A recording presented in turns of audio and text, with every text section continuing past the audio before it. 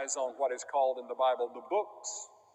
And under your name are all the sins that you ever committed, all the things that you've ever thought that are wrong, all of your intents that are wrong. It's all there, recorded, and will face you at the judgment. But when you come to Christ and present yourself wholly and completely to Him as Savior and Lord, He blots out everything in those books and writes your name in another book, the book of life, the Lamb's book. Is your name written there? If my name was not written there and I didn't know it, I wouldn't leave this building tonight until I was sure. Because there may never be another moment like this in your life. This is your hour with God. And then the brevity of time calls for immediate action. The fact that time is short calls for us to do something about it now, because the scripture says in